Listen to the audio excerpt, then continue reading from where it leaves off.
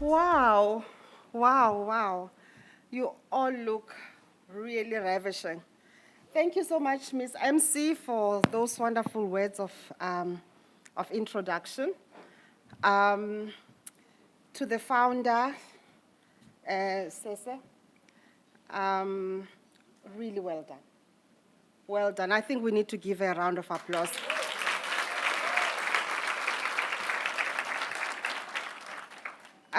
I called her, what was that place that I called you to say, what are you busy with? When we went to Woma, and I said, listen, I'll back you up because I think you're doing something phenomenal. And I'm glad that the regional team has really taken that challenge and are continuing to help you with this really initiative that's meant to empower women. So I know today is supposed to be fun, and we're going to have fun. But I think fun that's not balanced doesn't take us far. So when I was asked to come and speak, I decided to choose a topic that I think can resonate with all of us. Maybe let me start by asking, how many of us are mothers? Can I see show of hands? I knew the whole room will almost raise.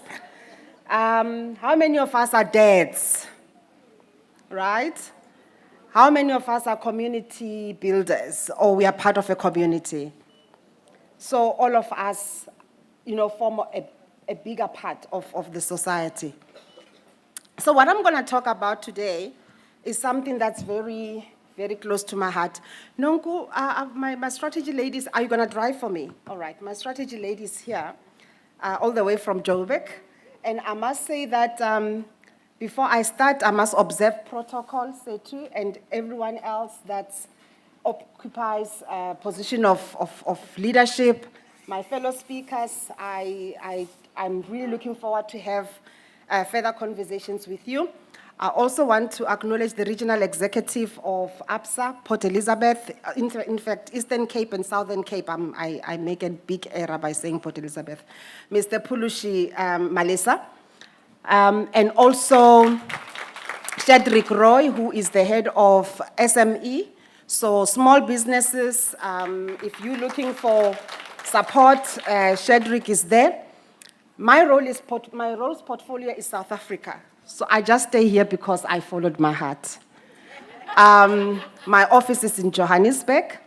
I travel between the two cities. So by that, maybe just to paint a little bit of a picture for you, as a managing executive, I look after 500 branches across the whole country. I look just over 6,000 of all the ATMs that you see in the country. I'm also responsible for just over 7,000 colleagues in the entire portfolio of South Africa, and 70% of those are women. And today I was really privileged to hear a lot of women around that, was the young lady, she was telling me she was a clerk, now she's a branch manager. I always take pride in those stuff. But those journeys don't happen in vacuum. They happen because of tough conversations. At some stage, you need to stop and take a pause and really reflect on your life and where you are and where you're going. So, before I start, did you know 47% of South African women were recorded to be economically inactive? 47% of women economically inactive. Did you know almost 80% of South Africans cannot afford to retire? Did you know that almost 99% of our population in South Africa, they die without a will? So that means somebody makes decisions on your estate and on the stuff that you have worked hard for, and sometimes even impacting your family. I just wanted to lend those statistics just to sober up a little bit. Because a society without women that are knowledgeable, women that tire themselves with facts, women that are able to have real conversations, it's a society that's not going anywhere. And I believe that the women that we are commemorating today, that broached our freedom, they had to resonate and reckon with something and the pathway where we are today. Our struggle is different. Our struggle is one of economic freedom. It's one about financial emancipation. It's one about how do I influence the communities in which I live in. It's one about how do I build the communities that I'm a part of. The MC spoke about a property portfolio that we have built. When I say greenfields, literally tears and sweats of building that portfolio, and it's not easy. At some stage, somebody must start something. At some stage, you must start something. At some stage, you must have that conversation that maybe sometimes you always defer and hope that you wake up tomorrow, it's not there. You will wake up tomorrow, it's still gonna be there. You have to confront the reality of your situation. So as we go into our conversation, I literally have one slide. You can drive me, Nonku. I'm gonna talk to you about 4 stages of financial empowerment and the journey that takes to it. And those stages really is around how you get started, how you build your wealth, how you consolidate your assets, and how you enjoy life and eventually give and transfer your wealth or leave a legacy. I remember when I was driving here today, got a little bit lost in terms of how to get in here. And I went past, there's a place called the Cake Tin or something around there. I used to walk to that place. Used to work at 2nd Avenue at Sanlam Trust. I was a trust administrator as a 24-year-old.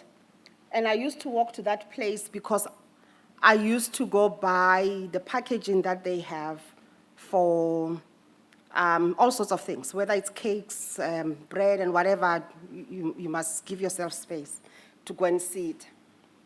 And the reason I used to do that was because at that stage, my finances were not making sense. Nothing was making sense. So guess what I used to do? I used to wake up at 4 o'clock in the morning and make sandwiches. And I used to package them using the stuff that I used to get in that place, and I used to sell them at work as a 24-year-old. I used to bake some muffins, which my mom, when she was still working at Livingston, I don't call her my mom-in-law, she's my mother. 27 years is a long time to still have a mother-in-law. So my mom used to take them. She was still working at Livingston, and she used to sell the muffins for me. That's how I supplemented my income. As a 24-year-old, I never thought that one day when I was passing all these branches that were named ABSA at that stage, I will one day become a managing executive and run all of those branches. So, what I'm trying to say is, don't look at yourself and think where you are at is the end of it. Where you are at is just but the beginning. But you need to be able to have that confidence and that internal conversation with yourself to say, this is not enough. This is not what is meant for me. Because if I can see somebody who can drive a Mac, why not me? What's the difference between myself and the other person? And I'm going to try and match some of the components of the critical things that must be done. So, most of you know me. When I came here as a bride, I'm not Xhosa by birth, so here is my marriage home. I didn't know anyone. So you can imagine coming into a foreign space and trying to make your mark and trying to really be a part of a society and try to be, one of the people that are here was not easy. It was not easy to be a mother, to be a wife, to be a professional, and to excel in what you were doing. And I was talking to one of my mentor, and I said to her, I can't get balance. I can't do this. I must have made a mistake somewhere. And she looked at me and said to me, you know what, Tshiwela, there's nothing called balance. There is nothing called balance because you can't live your life. It must be, there's nothing called balance. And she kept quiet for a good 5 minutes, and I think she wanted to let me have a sync with that piece of information. And then she said to me, what is important is that at a point in time, you have to make sure that which you are focusing on, you give it 100% focus. Once you do that, you are able to steadfastly see what you have achieved, and you can move to the next thing. That has been something that was very important for me that she said. But then she went on and said something else. She said to me, you have to also pause and reflect on your life. And that's one thing that I want us to do today. Reflect on your life. There is nothing that you are here, there is nothing that you are not here without nothing that you have been in the past. Don't know whether you're hearing what I'm saying. And she was saying, you need to pause and look back and take stock of the things that you have done that have made you succeed, and the stuff that you have done that have failed you, and make a decision in terms of how you move forward. Now, if we go into finances, I know a lot of people are going to say, Tshiwela, you can drive me, Noko. They're going to say, Tshiwela, is it not late for me? Maybe some of the things I'm going to speak about, you will think, yes, it's late. But it's never late to start. Can we agree on that? It may be late on some of the stuff, but it's never late to start. So between the age of 18, you need to be learning very intently about finances. You need to be learning intently about budgeting. Awukwazi mana imali ingena accounting iphume ulinde next month ungayazi bana leya last month wenze ntoni ngayo. Ayihambi njalo. It doesn't work. So, if I learned something today, is that you need to start thinking about managing your finances. No one is coming to manage it for you. And if you don't manage your finances effectively, you're going to find yourself like a treadmill, a person running on a treadmill, sweating, going nowhere fast. Sounds very nice. Maybe you lose a little bit of weight, but you're not seeing what the horizon would have been for you. So from the age of 18 and so forth, you need to be starting to be saving for yourself. My daughter, when she was 19 and she was going to varsity, 18 actually, starting varsity at 19, I said to her, when I give you your allowance, 500 of that must go into your retirement annuity. And if you save, I match what you save. And at the end of the year, you show me what you have saved, I'll pay you what you have paid. And that child, she's now 25, has kept to that, and she's been doing that relentlessly. You have to teach yourself the basics of managing your finances and making sure that they work for you. So a couple of things that I'm going to learn at age 18 for you to be able to do: learning how to do finances, making sure that you budget, making sure that your credit worthiness makes sense, making sure that you use credit responsibly. Taking credit to go buy KFC, it's not prudent. It's not clever. Ayisebenzi.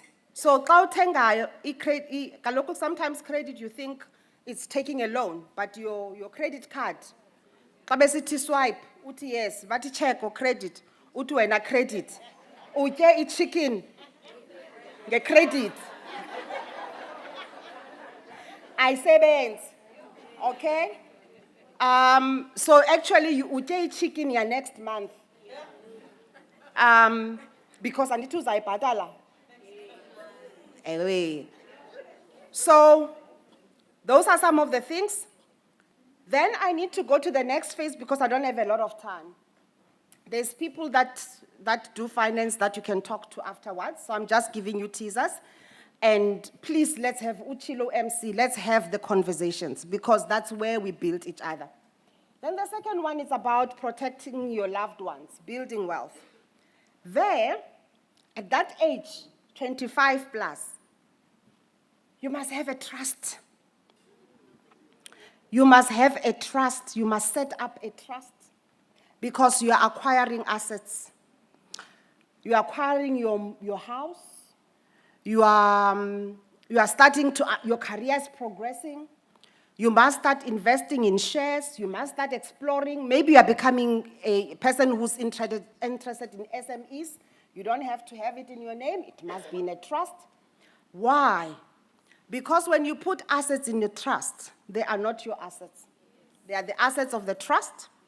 When anything befalls you, then they can't touch you because the trust is a legal entity. It's got its own legal right, and you cannot account for the assets that are sitting there. So bangaxutha yonke into that's in your name, but they cannot touch anything that's in your trust.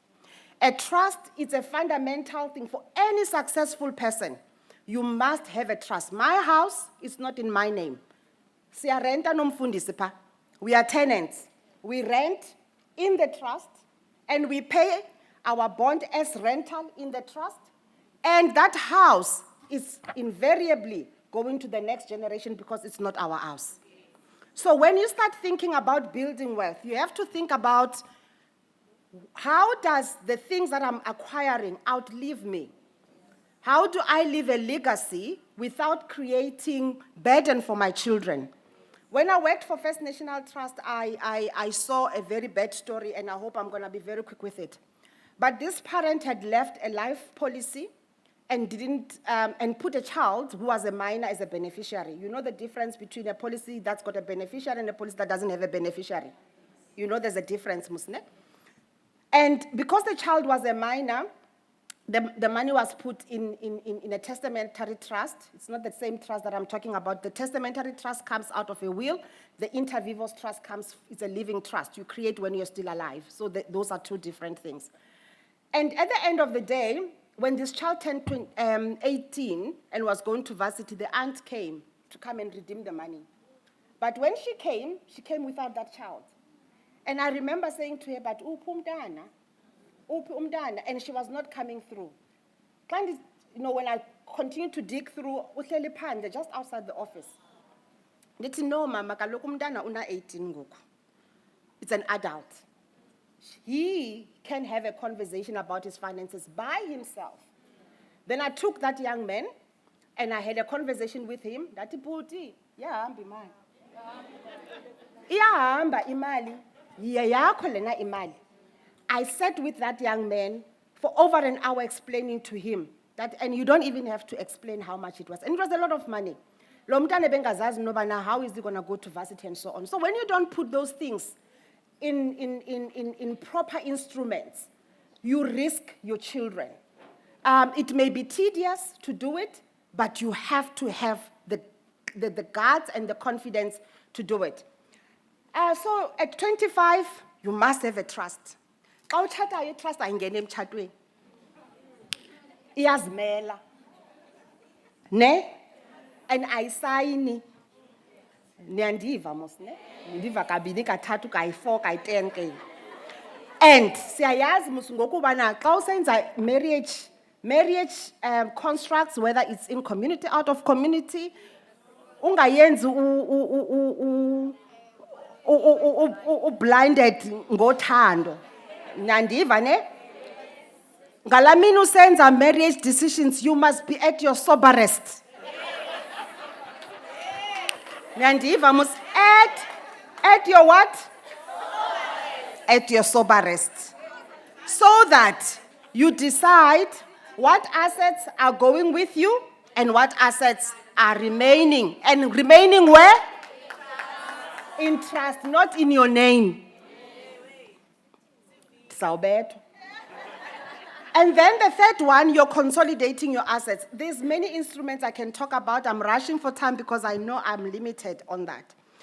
Then you go to your third piece, which is consolidating your assets. That's at 50 years. Otina. Ne?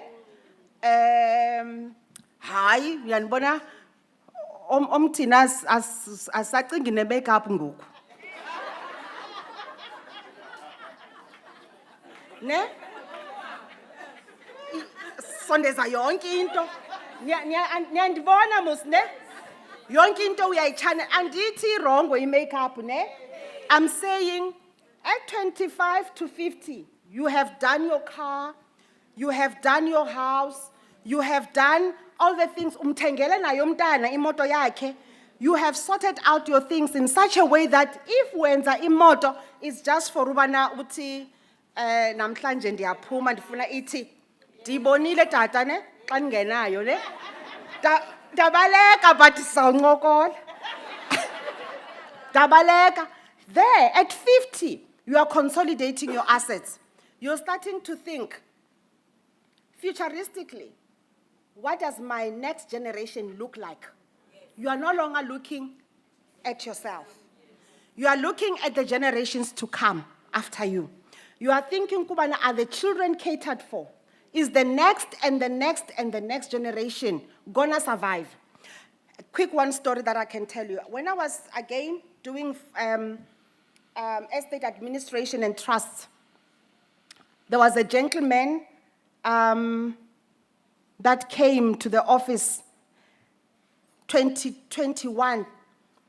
I was still learning the ropes at that stage. But in the office, everybody was excited about this young man that was going to come. And I didn't understand what the story was. The story was he was coming to receive the inheritance that was due to him, that had been kept in the testamentary trust, left by his grandfather. And his grandfather had bought shares, I think to the value about, I'm going to make numbers now, I think about 6,000 rand when the grandfather bought the shares at that time. So now the great child is what? 25. He's coming to take, or 21, he's coming to take his assets. It was worth millions. Millions. So that child doesn't start at the level where your child starts because the grandparents made provision. So that's the responsibility that we need to start doing nati for our children. Buy shares. Buy shares. I won't tell you which ones. Buy shares. Understand how they work. Understand the financial instruments. Some of them are cheap. Start building your portfolio. You may not be the one who enjoys it, but the next generation will enjoy it. Okay? Then we go to the last bit, which is enjoy life and transfer your wealth. Right? Now you are looking at 63. Leyo bana ube wena usithi at 25, up and above, usenza o Dubai, what, nge credit. Igqwethekile. Igqwethekile. Igqwethekile. Unless if at 18, you were already putting money, or your parents were putting money with lump sum that's paying for you at 25. If you don't have that, your vision should be very different. So I'm going to close off. I touched on a number of things. I know that I'm teasing you quite a lot. I'm open for conversation. My colleagues are here. They will talk to you. Let's go to the last one. So, So I want to say the consideration that you must have. Risk covers, you must have. Kendiva abantu bathenga indlu athi umntu, hey, my house is insured. Ebethetha i-home owners insurance. I-home owners insurance is for xana indlu yakho kunethile and then the roof went off and you go claim, they fix the roof. The loan on the bond, if you have not finished paying it at the event of your death, they will call it and you must pay it cash. So you must have life cover. You must have a life cover and a bond cover. You have a difference. So, you must have risk covers. You must have your last will and testament. I did give you a stat. If you are a mother and you have children and you don't have a will, you are irresponsible.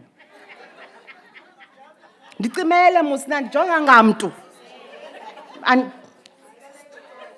if you are a mother and you have got children and you don't have a will, you are what? You are irresponsible. It's not make sure. It's not make sure. You must have a will, you must have a trust, you must have shares. And then you must have investments. Did I share up with a closure from what I listened to Serena? I was listening to a podcast. Serena Williams. Utu Serena, ne? Discipline is freedom. If you don't have discipline, anything goes. But if you have discipline, anything is possible for you. This I share up. I hope I've created some interest. My colleagues are in here. We're going to have GV later in the session talking about SME, because I know there's very women that are busy doing side activities and being able to get support and have conversation. You will hear from her later. And then also, so my colleagues have told me that the first, how many, Lusa? The first 50 ladies that go to, who do they go to? ABSA. To ABSA, but contact, I think they must name. They will have their will drafted for free, right? For free, and also custody filed, because you know a will must be filed, musne? Are we buying? And maybe the last thing I must do, when you draft a will, if you have got a person who is a beneficiary in your will, they must not sign as a witness. They are legally excluded. So, ungathi ndiyayifihla le will, uthi umntanakho makasayine. By virtue of doing that, you exclude them from the benefits of a will. So that's why you need to go to a legal professional or a financial institution to have your will drafted so that it can be drafted accurately. Diabule.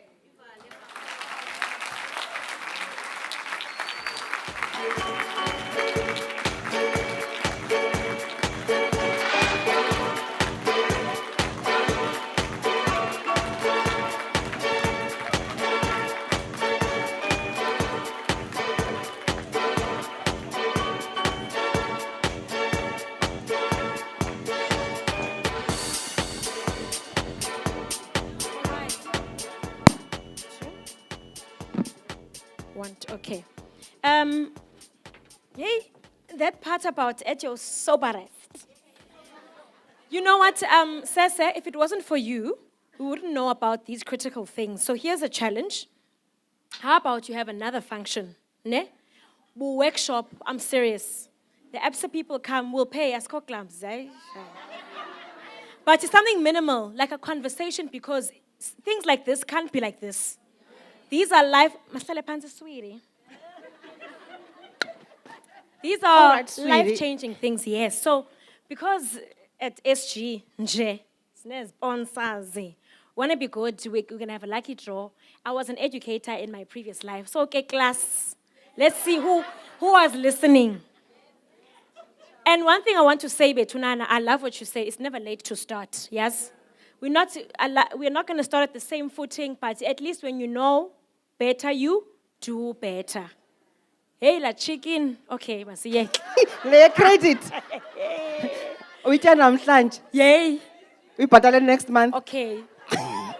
But now we know better, ne? Okay.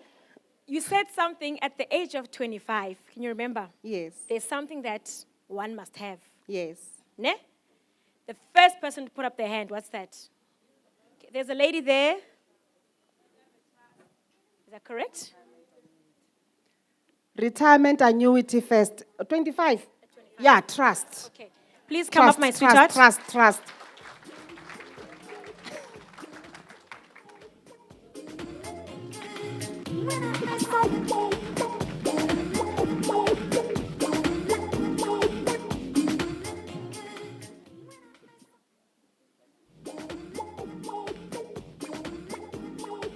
And then, and I have a reason for asking this one.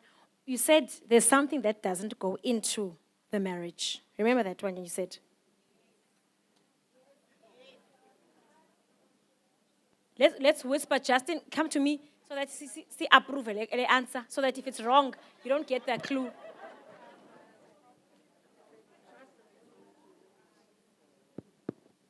Okay, just checking. The answer is trust. The trust and the assets don't go into the trust, into the marriage, yeah. So, Sese, can you think about possible dates? Maybe not this year. Ne? Come on, everyone's signed up, everyone's registered.